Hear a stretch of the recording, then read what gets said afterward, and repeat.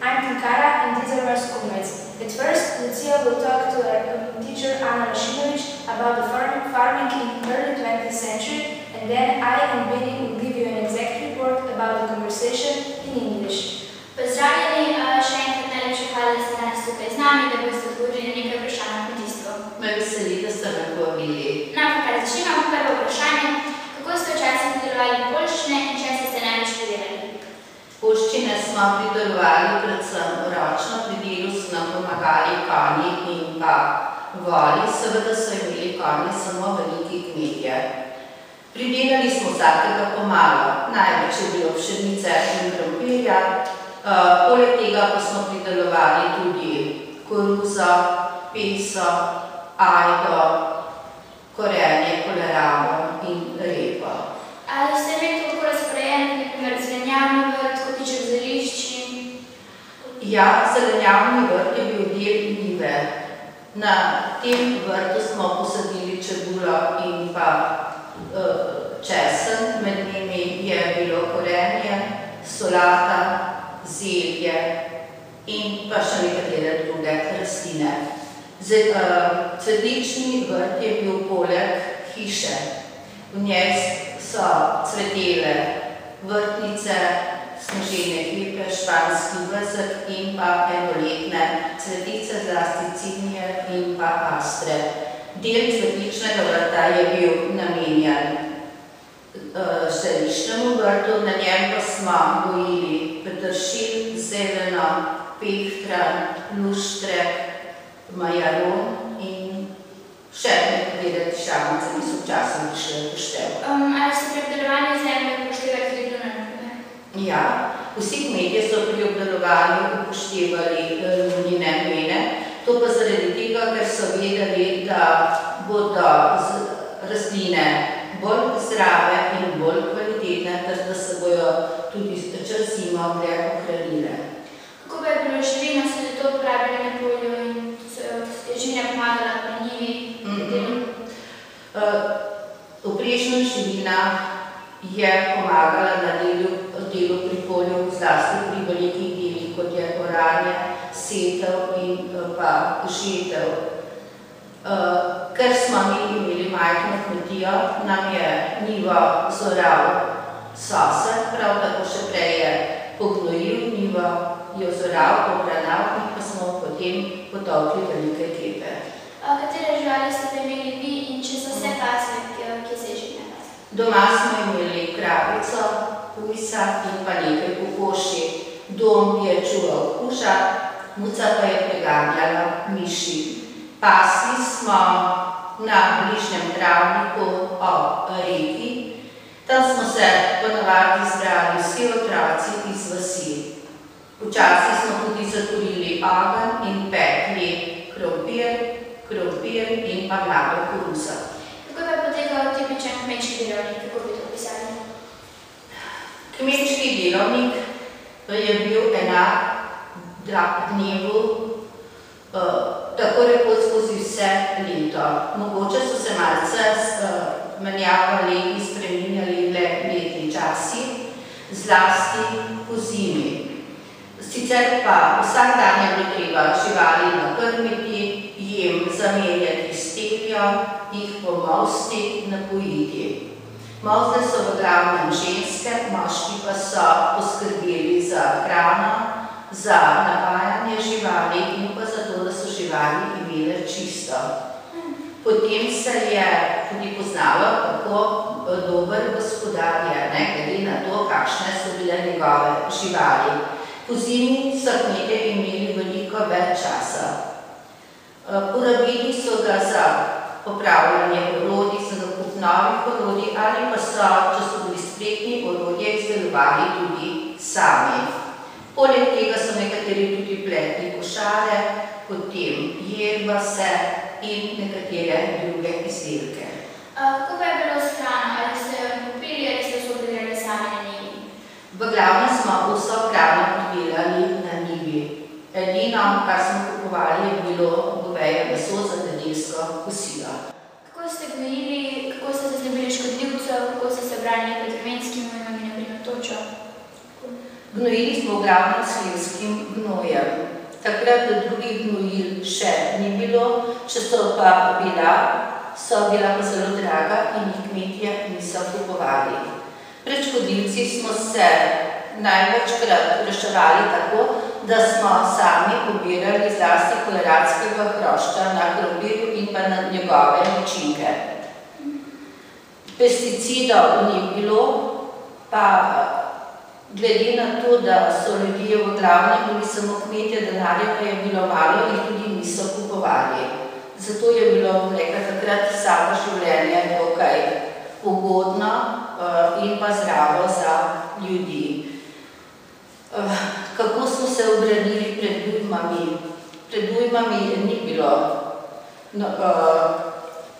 obranitve, ampak smo takole stari ljudje so v glavnem takrat, ko so se približali črni oblaki, za katere so vedeli, da prinašajo neurja s točo, so močno molili, prosili Boga, da ne jih reši vsega hudega. A kako je bilo s kolobarjenjem, ali ste kolobarili? Tudi kolobarili smo vedno na podeželju, predvsem zaradi tega, ker so ljudje vedeli, da isti pridelek na zemljo zelo opustoši, zato so na isto njivo, isti pridelek, naprimer krompir, posadili šele vsako tretje ali pa četrto leto. S tem je bil pridelek zdrav, pa tudi škodljivcev ni bilo toliko. Ali ste imeli tudi sadovnjak in če kakšno sadje ste gojili? Pri naši hiši smo imeli posajena zelo mlada drevesa, to so bile predvsem jablane in slive in pa češnja, vendar še niso dajale dovolj plodov, zato smo sadje dobivali pri dedku ali pa pri sosedih. Kakšni so bili običaji, kaj ste praznovali in kako to izgledalo? Od običajev se najbolj spomnim velike noči. Takrat smo še dlje časa smo se že pripravili s tem, da smo izdelovali butarice, pri tem so nam pomagali starejši, barvali smo jajčka in pa vse to nesli v cerkev žegnat. Seveda je po vsej vasi dišalo po prav pečenem kruhu, pehtranovi in orihovi potici. Poleg tega smo praznovali tudi Božič, potem lepi običaji so bili tudi pustovanje in pa miklavževanje. Kakšen je bil vaš delavnik? So otroci veliko pomagali na njivah in kmetijah? Otroci smo pomagali zlasti ob večjih delih. To je bila takrat, ko je bila košnja oziroma spravilo sena in ko je bila žetev ter sajenje in pobiranje krompirja. Sicer pa smo hodili v šolo in vse igrali. Kaj ste delali v nedeljo? Kakšen je bil takrat delavnik? Nedelja je bil dan, ki je bil namenjen počitku. Vsi smo se ga zelo veselili. V nedeljo smo se še zgodaj zjutraj krasno oblekli. Nekateri so odšli k drugi maši, nekateri so se od prve vračali. Ponavadi so se vračali ženske, ki so potem kuhale kosilo. Za kosilo je bilo vedno goveja juha, pražen krompir in pa sezonska solata. Po kosilu smo se otroci razpršili po vasi, starši pa so ponavadi počivali. Včasih pa smo odšli tudi na obisk k sorodnikom ali kakšnim znancem. Kako pa je bilo, na primer, danes ima veliko šolo zadnje vrte? Se tudi vi v tistem času imeli vrt za šolo? Ja, tudi naša šola je imela kar velik vrt. Na tem vrtu smo pridelovali krompir in zelenjavo, ki je bila potrebna za šolsko kuhinjo, kjer so pripravljali malice. Imeli smo pa tudi velik sadovnjak, v katerem so bila predvsem jabolka, nekaj hrušk in pa sliv. V sadovnjaku je stal tudi črnjak, zato smo večkrat preko leta dobili tudi med na kruhu ali pa čaju. Iz hrušk, sliv in jabolk pa so kuharice pripravile marmelado. No, in že zadnje vprašanje, če primerjate način kmetovanja preteklosti sedanjem, kakšno je vaše mnenje? Menim, da je bilo kmetovanje včasih veliko bolj povezano z naravo, saj kmetje tako rekoč niso uporabljali pesticidov, pa tudi umetnih gnojil ne. Današnji kmetje, ne bom rekla, da vsi, ampak velika večina, pa zelo gnoji zemljo z umetnimi gnojili, potem uporabljajo ogromno pesticidov, vse to pa pronica v zemljo, pronica v rastline. To uživamo ljudje. Kako škodljivo je, pa vidimo potem, da je veliko pomorov čebel, da vsako leto ogromno čebel umre ravno zaradi pesticidov. Po drugi strani me pa vseeno veseli to, da se vedno več ljudi vrača nazaj k naravi, da si ustvarja svoje male zelene kotičke narave, ker pridelujejo zelenjavo in druge pridelke na zdrav, varen način. Takšen način pridelovanja pridelkov imamo tudi v naši šoli, kjer imamo lep eko vrtiček. Ja, še enkrat najlepša hvala za pogovor. Tudi tebi. Mislim, da smo se veliko vsi naučili, tako da... Hvala, meni je pa veselilo, da sem se dobila z vami. Tukaj le pa sem vam prinesla nekaj orehovih rubričkov in pa jabolčno pito z orehi, da si jo boste okusili. Tu je spomin na mojo staro mamo, pa tudi na mojo mamo. Nam je obrazki z veselo rožica, najlepša hvala še enkrat. Hvala lepa, tudi vam vsem trem. Hvala.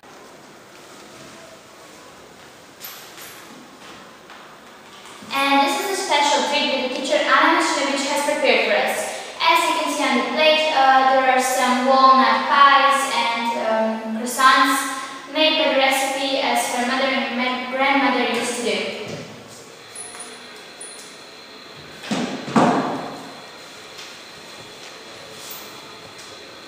Is it good? It's delicious. You just heard a conversation between our classmate Lucia and our teacher Anna. Now me and Tinkara will give you an exact report about the conversation. Farming was extremely hard in the 20th century. A lot of people lived in villages where there was plenty of land for farming. Towns were small, but they still needed the food produced by the surrounding villages. In the 20th century, farming wasn't easy. The farmers didn't have any tractors, combine harvesters, and so on. They used simple tools for farming, such as a plow, a scythe, a spade, a hoe, large shears, a knife, and a sharpening stone. The metal tree plows were used for turning over the soil and harrows to cover up the soil when seeds had been planted. They also had a wagon with harness for several horses. Villagers helped each other to ensure the vital farming work got done. They helped mostly at plowing time, seeding time, and harvesting. It was hard to grow crops, and hard work and some luck was needed for success. The weather could destroy all the crop. When it was getting dark, all the peasants could do was pray to God and hope that the weather would get better. A spring frost could destroy the seeds if they had recently been planted. But they were also scared of hail. If they harvested the crop earlier, then they were safe. In winter, there were other tasks to do, even if the peasant could not grow crops at that time. Every workday was the same to the next for a peasant. The animals had to be fed, the cows were milked early in the morning and in the evening. The men cleaned after the animals. Then there was the work on the field, in the woods. The peasants had more than enough tasks to work from early in the morning until the night from spring to autumn. The peasants' kids went to school at all days, but in free time they helped with the heavier tasks such as seeding and harvesting potatoes, husking corn. After harvesting, the children ran over to the stubble, collecting the wet ears. Afterwards, they were rewarded with a glass of cold raspberry juice. Peasants didn't work on Sunday. The peasant family put on their best clothes and went to church. Only their mothers stayed at home to prepare lunch. After lunch, the parents usually had a rest, the kids were playing around the village. Families visited each other and spent the time together. Most of the farmers also celebrated the holidays. Teacher Anna's favorite holiday was Easter. At Easter, the children colored the eggs. You could smell the delicious food such as fresh baked bread, dragon and walnut cake all around the village. At the time of the carnival, people dressed in costumes and came knocking at farmers' houses. Anna was so afraid of carnival masquerader that she always hid under the frame's house door. She still recalls St. Nicholas and his helpers. The following day, the children collected the wicker baskets filled with dried fruit. There was also Christmas, when peasants went to church, then put up a Christmas tree in their homes and made nativity sets. Peasants had specific work they had to do in each month, and following this farming year was very important. Farms were much smaller than in the peasants. A peasant family owned the most valuable of farming animals, an ox, but very few were able to own a horse. An ox or horse could do a great deal of work that people would have found impossible to do. A team of oxen at plowing time was vital. A horse or an ox had a heavy harness put around their neck. The plow or cart were attached to the harness. Apart from an ox and a horse, most peasants also owned a few cows, goats, and sheep. Cows and goats gave milk and cheese. Most peasants also kept chickens for eggs. They also kept pigs. Younger peasants grazed their livestock on common land. Most of the livestock was slaughtered in autumn, and the meat was salted to preserve it, or sausages were made of it. The lives of peasant children would have been very different to today. They attended school, but those who lived in remote places were often absent from school. As soon as was possible, children joined their parents working on the land. They could not do any major physical work, but they could clear stones of the land, which meant damage farming tools, and they could be used to chase birds away during the time when seeds were sown. Peasant children could only look forward to a life of great hardship. They produced the most of the food by themselves. They bought meat once a week at butchers for Sunday lunch. In autumn, they fertilized fields with stable manure. Then they plowed and left the fields like this until the springtime. They didn't use any pesticides, they were too expensive, and they weren't available.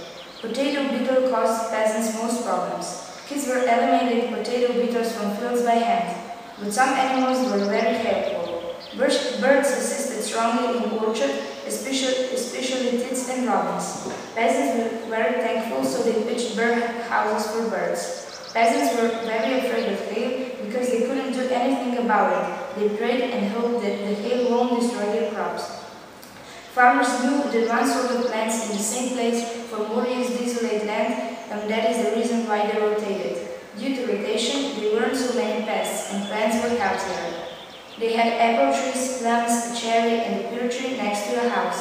When the trees didn't give enough fruit, their grandpa gave it to them for the winter. Farming in the early 20th century was much healthier than farming now. They were using only stable manure. Today, we use lots of pesticides and other stuff to make our food better taste or look.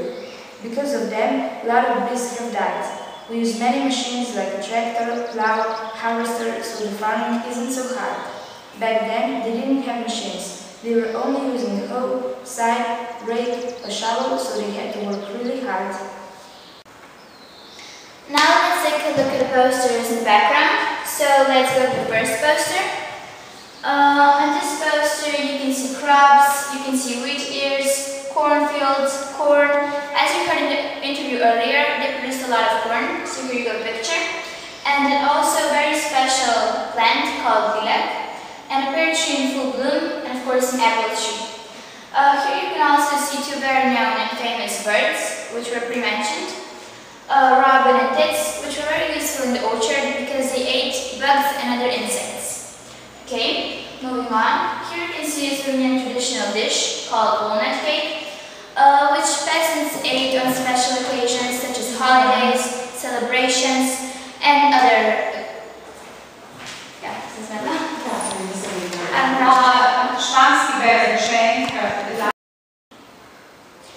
Now let's look at the pictures in the background. Let's begin on the left. On the first poster we can see some crops, we can see cornfields, we can see wheat ears and corn, which we heard that they produced a lot in the past. And here we have a very special flower called lilac, and a pear tree in full bloom, and of course an apple tree, And we must not forget about famous birds, robin and tit, which were very helpful in the orchard because they ate bugs and other insects. Okay, let's move on. Here you can see a picture of a Slovenian traditional dish called walnut cake, which peasants and people ate at special occasions such as Christmas, Easter, and so on. Another traditional dish was buckwheat mush, which was also very popular among peasants. And of course, here you can see some pictures of baskets. This is a straw basket. We can also see a lady, well actually a peasant, carrying a basket on its head, and she's using the textile roll you can see in the table, but we'll talk about it later. Now let's move on. Here you can see a picture of colored eggs. As you all know, people color eggs on Easter, and of course a Palm Sunday bundle, which people brought to church 1 week before Easter on a Palm Sunday. Another very famous celebration in Slovenia is called Kmetovanje. On this picture you can see Saint Nicholas and two angels and two satans beside him. Okay? And last but not least important, come the pictures of livestock. The most popular livestock were pigs, cows, chickens, but only wealthier people could afford horses. On this picture you can see an ox pulling a cart, and beside him there are two peasants. Here you can also see a picture of a peasant milking a cow on the old-fashioned way, by hand. And we also must not forget about the old-fashioned way of plugging the field, as you can see in this picture, where the peasants are plugging the field with the help of one of the first tractors. You can see the comparison between a modern tractor and an old-fashioned tractor on these two pictures. So we can say that the technology developed a lot. Here you can see pictures of peasants and how they looked in the old times. We can also see they're wearing Sunday best, and as you may see, they're very different from the way we dress and the way we look now, don't they? Now let's look at the objects that are placed on the table. These are the objects that the peasant used in the early 20th century. Let's start here. Here we can see a wooden ladle which peasants used to scoop soups or other liquids. Okay. And this is a bottle holder which mainly holded wine or other liquids which they drank on Sundays or on holidays, special occasions. It doesn't matter. Here we have a straw basket in which they mainly placed bread. And of course, we must not forget about the coffee mills, and old-fashioned coffee mills. They look very interesting, don't they? Okay. And you can also see an old-fashioned type model of a clock.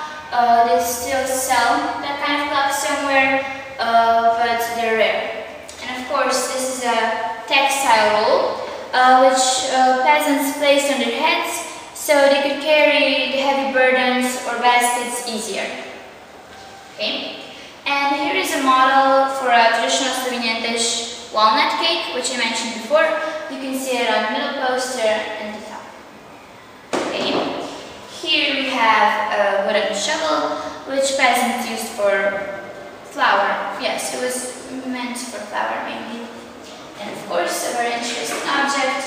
It's a sort of scales they used. They hung a sack of potatoes or other crops on a hook and weigh it. Okay. I think that is it. You can also see some baskets which people took on the garden to carry vegetables or other crops or even bread. For the conclusion, I'd like to add that people lived simpler and more peacefully in the past, and I think they lived a happier life. Teacher Anna is glad that lots of people are returning to nature. They tend kitchen gardens, growing vegetables and herbs. That would be all from us. Goodbye from Slovenia. Goodbye. Bye. Bye.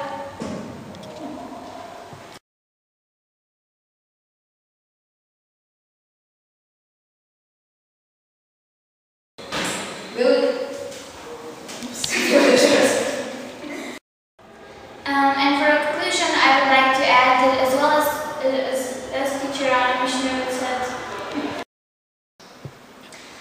Now let's take a look at the posters in the background. Let's first do the first.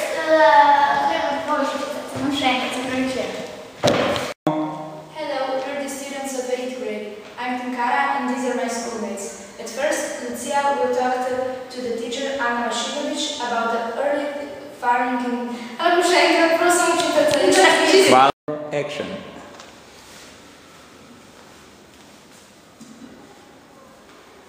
And this is a special treat that the teacher Anna Mašinović has prepared for us in the way that her mother... Sorry. Hello, we're the students of 8th grade. I'm Tinkara and these are my schoolmates. At first, Lucia will talk to the teacher Anna Mašinović about the farming in the early 20th century. Then I and Benny will give you the exact report about the conversation in English. Pozdravljeni, še enkrat bi se radi zahvalili, da boste danes dobili naše vprašanja. Hvala.